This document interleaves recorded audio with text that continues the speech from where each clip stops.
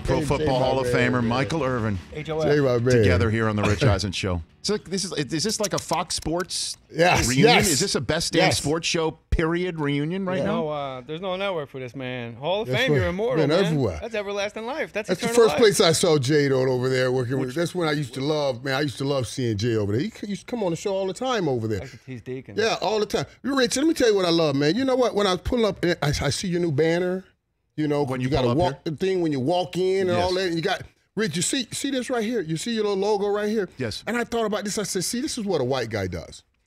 Okay. See, what? But let me tell you what I mean by that. See, what is a white guy do? But you can have a silhouette and you cool with a brother. Shoot, you got to see my face, all my features. You got to see all of me. Ain't no silhouette. You got to see me. See, that can be any white guy, Rich. But a brother, I got to make sure you know that's me. You know what I mean? It's just different, man. I like that you had that humble like that. I just ain't. He ain't true. I know what you're saying. Not true. Irv, are you saying my running style is not unique in itself? I mean, you can't tell. That's definitely unique. That's what I'm saying. He's got 100 run styles in his black valise. You don't need to see my face. Trust me, that is But unique style. he's saying white guys like you will be silhouetted.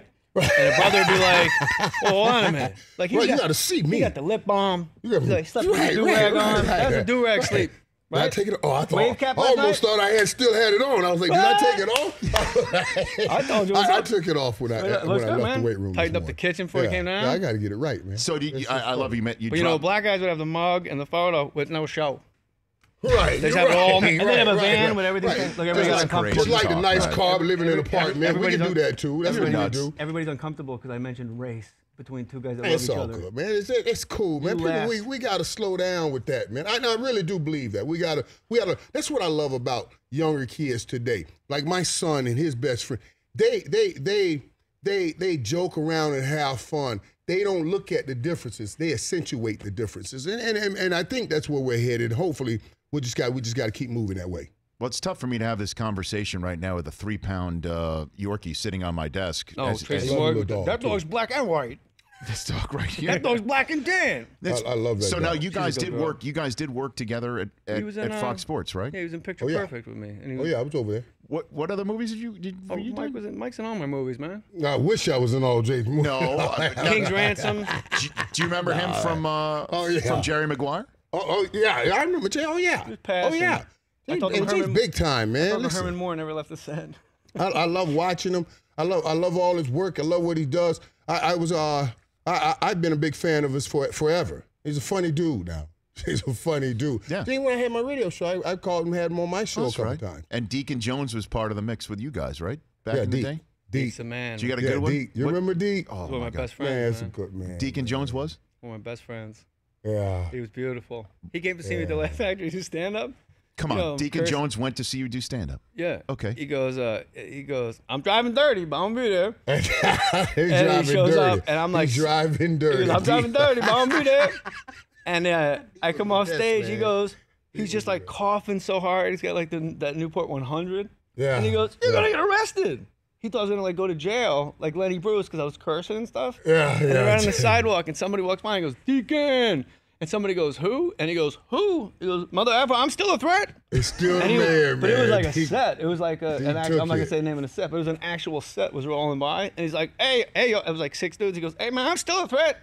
Deke's still the man. They just went, was the man. Whoop, they went faster. Until he left, man, Deke was just the man, man. I got a chance to go to his funeral, but being with him at the Hall of Fame every year, he still took over the room. He took over the room. The year that, I've told this story before, I'll tell it again here. The year that Shannon Sharp went in, and Sterling was the one who was his presenter and slipped the gold jacket on him on the Friday night ceremony, and the two of them embraced and cried on each other's shoulders. And it was a really moving, touching moment that the local newspaper, the Canton Repository, blew up. It was the full front page picture of that newspaper that day. And I walked into the hotel, and Deacon had Shannon right in front of him, held the newspaper up, and he's like, you guys are just, I can't use the words that he said. Yeah. He called them wussies, right. and that there's no crying like this. I mean, he was just cursing Shannon up and down. You're in a fraternity now. Yeah. Basically, like, there's no crying, like, oh my God. He goes, "You going to do this today? Am I going to be sitting up there on the stage for 3 hours while you talk?" Crying and everything. He stays on everybody, man. I would could you imagine being in the locker room? There are guys when we do the Niski luncheon that I sit around, I look around, I say, man, it would have been something if I could have had Deacon in the locker room with Lawrence Taylor, guys like Ray Niski, you know what I mean? These are dudes that just keep it going. John Sally in there locker somehow. room. John Sally? John Sally is like the best locker room guy too. Like teach Sally to play teach Spider to play wide receiver or something. Well, Sal's my guy. Sal's our guy too. Sal worked with us 6-hour over flight. there. You want Sally next to you. Yeah. Sal I wasn't trying to one up you like, oh, you guys are great. I'm like, I don't know Sal anything. is good though. I don't know about Ray Niski. Sal's good too, man. He's just too tall to be an actor. I went to Deacon's house and he was giving out a scholarship for it was the Deacon Jones Foundation. Like Ollie Madsen was there, like all these Hall of Famers, man. Ollie Madsen had like this bag because he wasn't, he wasn't doing well. And like, don't ask him what's in his bag. I'm like, well, now I got it. And like, Deacon grabbed me by my shirt, like I said, we said I love you to each other. Like I loved him, we love, like a dad almost. And Deacon grabbed me by my shirt. He goes, don't ask Ollie Madsen what's in his bag. And my feet are off the ground like a little kid because he's like 6'8". And I was like, I'm grown. I was like 180. Like I was doing incline press then, I had like my dad body with the gut. And he just picked me up and goes, don't ask Ollie what's in the bag now. He said, no, I have to. And then, then I couldn't. And then he's sitting at the table in his backyard, in like the Anaheim Hills, and he's got like dolphin shorts on, like them the extra mediums, the John Stocktons, and he's got these like burns on his legs. I go, how'd you get those burns on your legs? And he goes, Korea, man, I don't like to talk about it. I'm like, oof. And I go in the house, I go, Elizabeth, his wife, I go, I didn't know Deacon was in Korea. She goes, Deacon wasn't in Korea? I look out the window, he's like this, and he's talking to like the other football players, like, nah, man, I can't talk about it. And she goes, I go, how'd he get them scars on his legs? She goes, his mom threw grits on him when he was a baby. I go, like Al Green? She goes, exactly like Al Green. Oh, I go back out, and he goes, God. if you go there to the parallel, they still know me. I'm a threat. Like he's holding court about this Korean War story about how he got his, and he's wearing like little tiny Wide World of Sports dolphin shorts. God bless him. God bless him. Oh, she's getting down. Yeah, this dog is just I got so cute, belly man. scratches right now on the desk. Jay at JMoore37 on Twitter. Happy birthday, sir! Thank you, buddy. And congrats on Party Boat on Crackle. 67 years old. I've got to give your dog back to you. All right. Because I'm gonna have a little one-on-one time with her. Bro. That dog's such a beautiful dog, man. No Beautiful joke. dog. Back in Well, 60 seconds that's with all Michael right, Irvin buddy. here on the Rich Eisen Show. Much love to you too, Love Jay. you. Let's That's get my the dude. dog, man. Dog, she's like, the keep best. doing it. We are 2 days away from Mayweather-McGregor, and you can get the pay-per-view right here on DirecTV.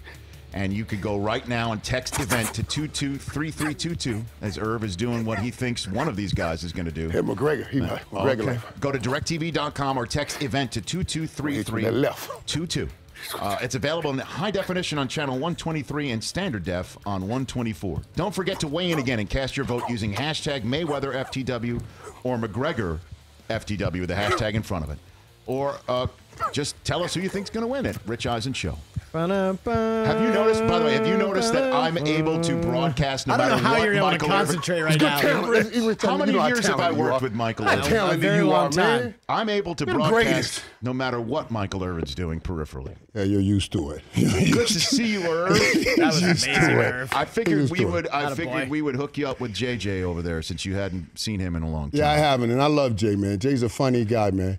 Man, I'm old, man. I'm tired from that little spar. I know. I know. I was about to say, you don't want to tire yourself out. We got you for the rest of this show. Yeah.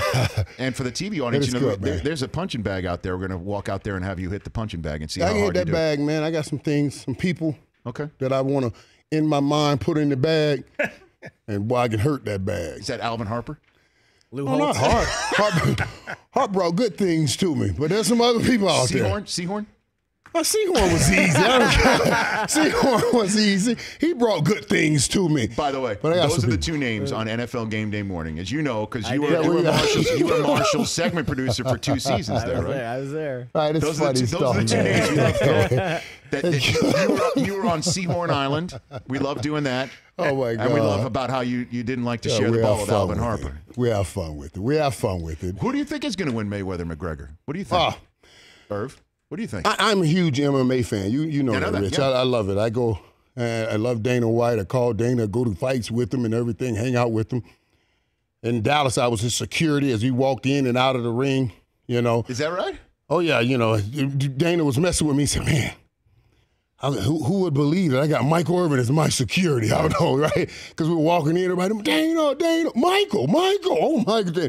Well, I just love the dude, man. I love what he's done with UFC.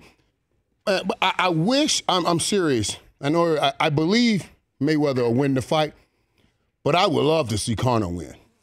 I would love to see Conor win, and then we get to do it again. And MMA, to me, it's right up there with football for me. Is that right? I know when I see it, I'm going to see something.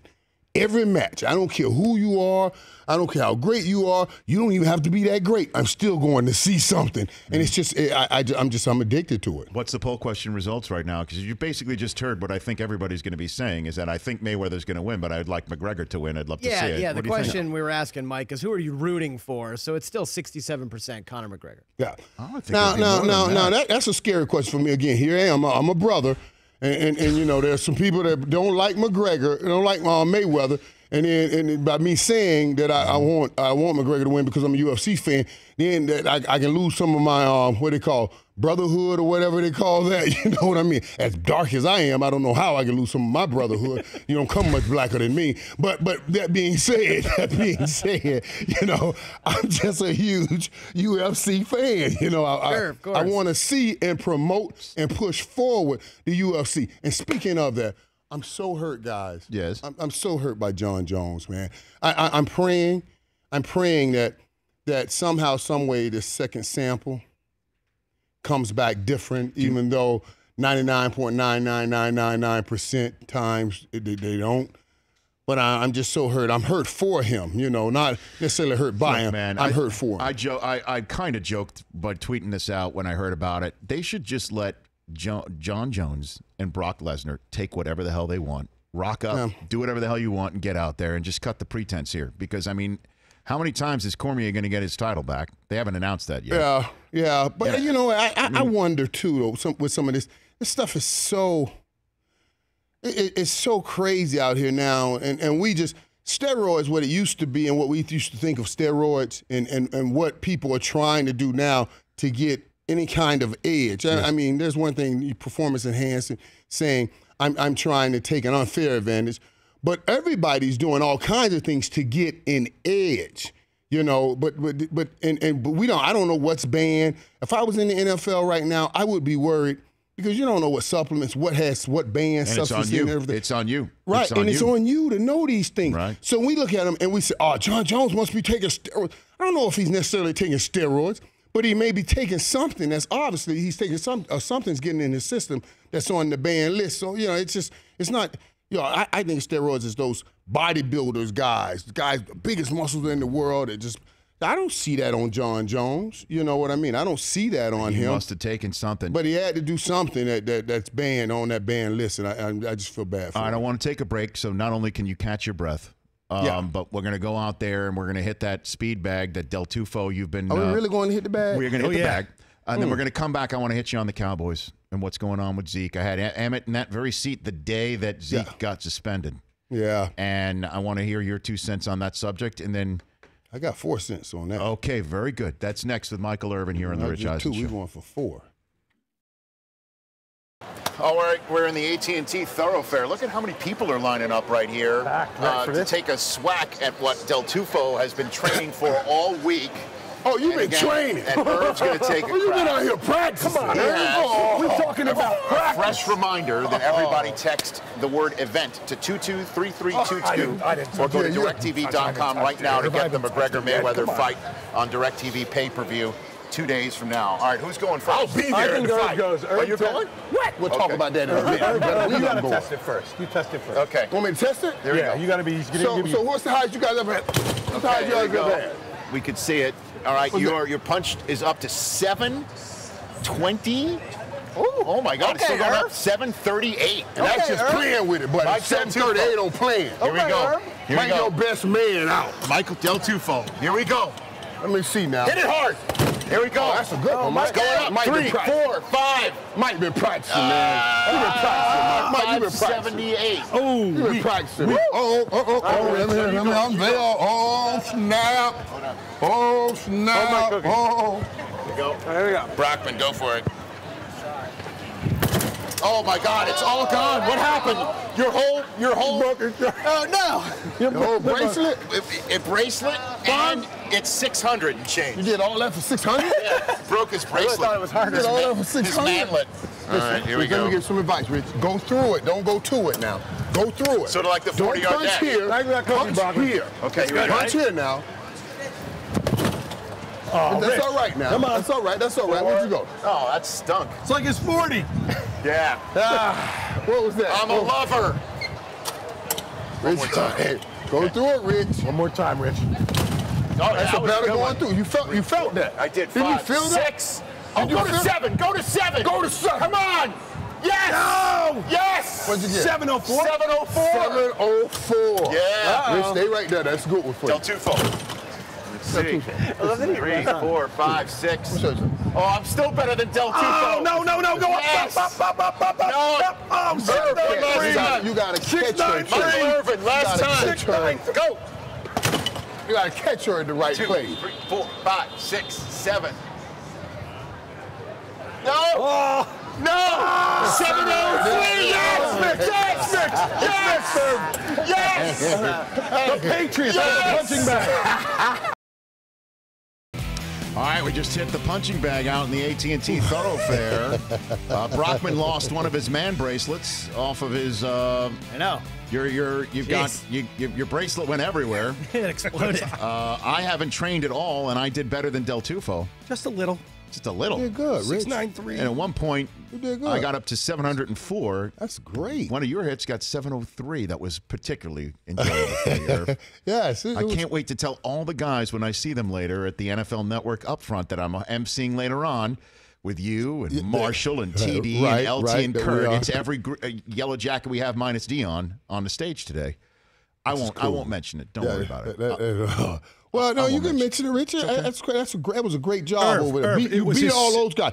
Ultimately, I had more than 704, 703. But you beat all of those guys, Rich. It And was that's his important. second punch, just for the record, everybody. I got to make that clear. So Rich's what? second. Whoa. Yeah, It was great, though. Rich punched through that thing, man. Punching is great. MyPillow.com, MyPillow.com, promo code RICH. Get the best pillows on the market. Call 800-613-5974. Drop the promo code there. 4-pack special, 50% off and free shipping on 2 MyPillow premium pillows and 2 Go Anywhere pillows. My code name is Rich again at MyPillow.com.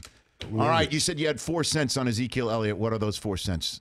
Well, what area are we talking in? You know, first let me tell you what I hate right now and what it's become. You know, and I've been in that position before, and I'm in this job. And when I was in that position, I watched people on this job do it to me, and now they're doing it to him. Any little thing around Ezekiel Elliott, he becomes a ratings baby. You know, so the tease, next up, find out what else is going on with Ezekiel Elliott. So even if Ezekiel Elliott spits on the sidewalk while he's driving down the street, next up, find out what's going on with Ezekiel Elliott Which is why I'm wondering why he's showing up, on Lake Louisville. I understand you know how that. things look. I understand. You know I how understand things the look optics of it all. compared to what they might actually be. Absolutely. I understand the optics of it all. And I'm going to tell you this from experience. At that age, it's hard, man. It's just flat out hard to see things that clearly when you're saying, okay, I'm not going to do anything wrong. And in his mind, I haven't done anything wrong. And so now the same fight that we see on the football field, that we love him for on the football field, that reptilian brain that brings out the guy that runs right into Cam Chancellor on the football field, you're going to get some of him off the football field. He says, I ain't done anything wrong. I don't care what anybody says. I'm not going to stop living my life, and I'm going to make sure I don't do anything wrong here. So he doesn't see just hanging out looks bad like we all look at it. Well, the optics, and I'll just repeat what I said the other day, the optics is just, that's the lesser of the problem. The bigger problem is that when his agent, whatever lawyers he's got on staff, the union, his teammates and whatever, all want him back. and they're trying their hardest to get him back. He's putting himself in a situation. It may have been a beautiful day in the lake, and no one else was around. But you never know who might be out there with bad intentions, and suddenly he's in a situation he can't control. Well, and that's the big concern. That's the big concern. And Rich, that's not isolated to the lake. That I don't care if he's walking in the grocery store. The same situation is viable. I don't care if he's trying to get to the Star to practice. That same situation is viable because we have people out here that want to try to get ahead, and the only way they see getting ahead is by trying to sue somebody. So they'll start something because they know you have your back against the wall. These are the realities, man, and those are the things that I worry about more than anything. I worry more about someone provoking a situation, honestly, than I worry about Zeke causing a situation. Okay, I've got about 4 minutes left in the entire show. We had Emmett in that chair the day he got suspended. And, you know, he and Emmett are still working on a relationship, essentially. He basically said that Zeke has got to, you know, they have to have a trust before they, and I even brought up, I'm like, well, Irvin Dez kind of hit it off right from the get-go. Yeah, I love Zeke too. Now Zeke's my boy too. So that's what I'm asking. My boy. So that's what I'm asking, because he said that he would reach out to him if Zeke reached out to him, he would definitely talk to him. Have you reached out to Ezekiel? Oh, I talked to Zeke. Yeah, I talked to Zeke. What did you tell him? First of all, I'm trying to keep his spirits up, man. When I see him, I saw him at practice the other day. You know, I just say, hey, man, you know, we need you now. We need you. You know, and I go at him from that standpoint. I don't come in and talk, man, you got to do this, man. You can't do this, man. You can't do that. You know, I try to talk to him about we need him.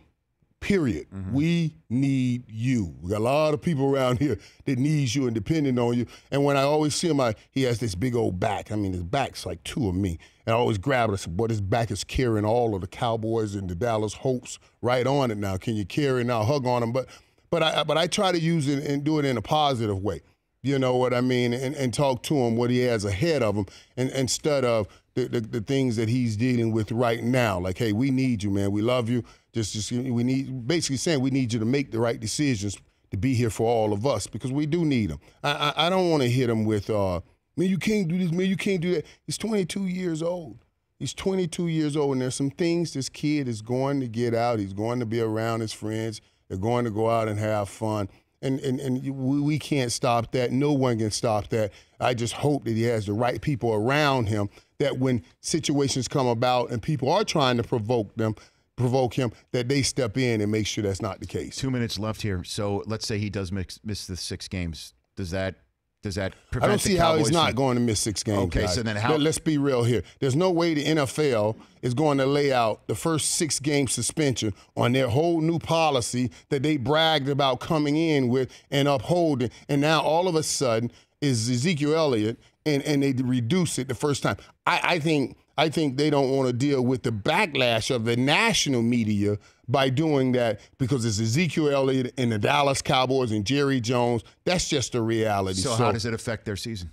Well, when I was over there talking to Coach Dooley, receivers coach, and Dez and all the guys the other day, I said to them, I'm expecting you guys to pick it up on the outside for those first 6 games. They said, we already talked about that in the meeting rooms, Michael, that we have to pick it up. We got a little Switzer coming in, the little kid that got drafted, and we're going to put him in with Beasley, and we're going to do some things in the passing game that could help open up things and open up running lanes for the Darren McFaddens and the Morris and all those guys to help create something for them that they probably don't need to create, that they don't really need to create for Zeke. Love having you on, man. I love when you come down here, so I appreciate it. Yeah, man, I love it too, man. I wish we had more time to talk, man. I know we need like an hour by ourselves. Anytime. By ourselves, Let's just do it you next and me, time. and do that, Rich, and get deep into all things and everything, man, and talk about how we can make this world better. Okay. Michael Irvin here. Want to thank Jay Moore, Alexandra Daddario, Anquan Bolden was on in hour 1. He was great, and William H. Macy. Tomorrow it is Dana White on this show to kick things off. That's on Friday. Greatest promoter in the world right there, Dana White. That's my dude, man. And Nnamdi Asomugha, the actor, will be here. Nnamdi, the actor. And Larry Merchant in studio. Thanks for watching and consuming this Thursday edition of The Rich Eisen Show. We'll do Eisen Overtime with Irv next. The Rich Eisen Show, weekdays at noon Eastern on radio stations across the country and audience. If you like that, download our app. Please, just if it's a memory thing, just delete other apps. You don't need those apps. This app, the Rich Eisen Show app, you need that.